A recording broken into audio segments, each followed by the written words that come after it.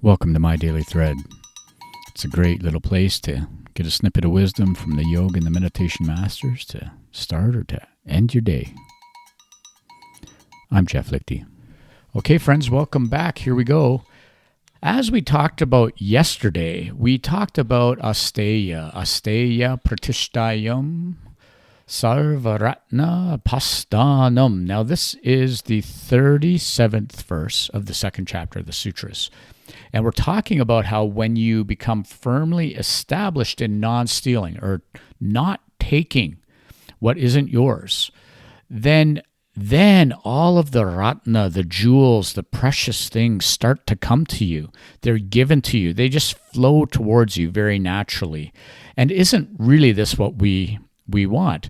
I mean, Edwin Bryant's commentary even uses the word manifest. All of the jewels manifest themselves. Now, that to me is, that's exciting. I'd love for a few more jewels to manifest my way, and I'm open to it. So if you want to send them off, feel free. But remember, it has to come from a place of full integrity, full authenticity, and in that place, that's where we set up that energetic system. We set up almost an energy field. We vibrate at such a level that it goes back to even Satya a little bit. When we speak the truth and we're vibrating at that level, then true things that are spoken will come true. They will manifest in a similar way. If you are that person that is fully trustworthy, that has full respect of the peers and your colleagues, your coworkers, even of those that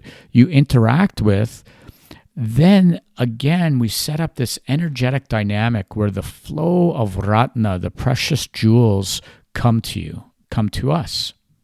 I think very few of us don't wish for some greater form of abundance in our lives. And I'm not just talking about ratna, the jewel being money in the bank or better stock performance or nicer cars or material things. Yes, that is a form of abundance.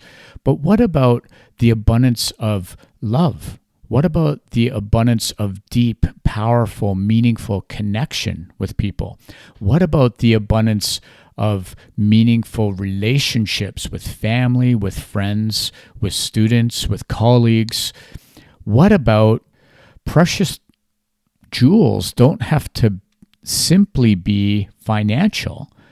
There are so many things. Abundant health. Which of us doesn't want more health? So are we stealing from our own health by eating poorly, by not exercising enough, by not getting enough sleep? So again, we find there's multiple levels and layers to pratiṣṭhāyāṃ. What does it really mean to be firmly established in that? Sorry, I don't know what's happened. I'm not having a stroke, I can guarantee you. But what does it mean for us to become firmly established in non-stealing? In your relationships, are you sure you're not demanding time from people that's not offered freely with affection and energy? Are you respecting the boundaries and the autonomy of others? Are you giving people space to take their own time to work with their own fears and insecurities rather than I'll just take myself, rather than me thrusting my fears or my insecurities on someone else? In your work, are you acknowledging the sources and not taking credit for others? Do you show up on time? Do you overpromise or do you underpromise and overdeliver? In this crazy online world of social media, do you repost or do you borrow content without credit? Do you screenshot the photos and flip them up as your own? Are you aware that you're taking from other stories and not giving credit energetically or even very audibly or verbally to those that deserve the credit? Are we actually living in a way that is giving value and not just pulling attention from others? Pratiṣṭhāyāṃ is rooted in the absence of fear to me. You see, when I'm firmly established in these core principles, when I'm firmly established in the Mahavratam, remember we talked about the great vows, then I have an absence of fear. You see, why would I need to steal? Well, I steal because I fear I don't have enough.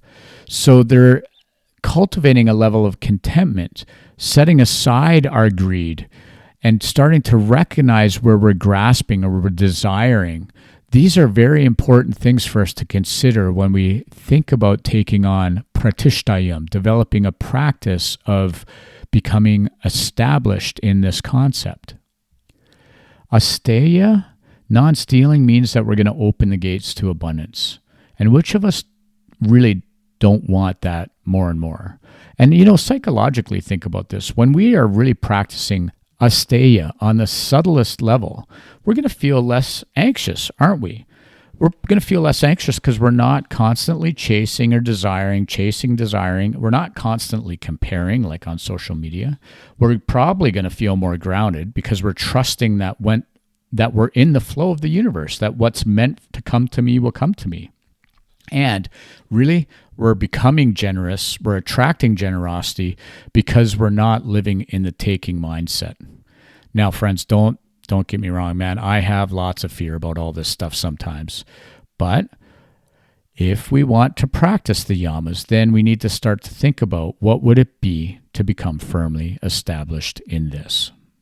So maybe as we finish talking about asteya, think about, where in my life do I feel like I might be taking a little more than I give? Are there areas where I'm really grasping for something? What would happen if I just let go of the control just a little bit? Let go of the reins and let it flow. Am I hoarding? Am I hoarding my information, my material wealth, my financial time? Am I hoarding time or credit, or trying to control things that I should just release? And what are the jewels that I really want the most? What am I really going after in life? And can I let those arise very naturally with integrity?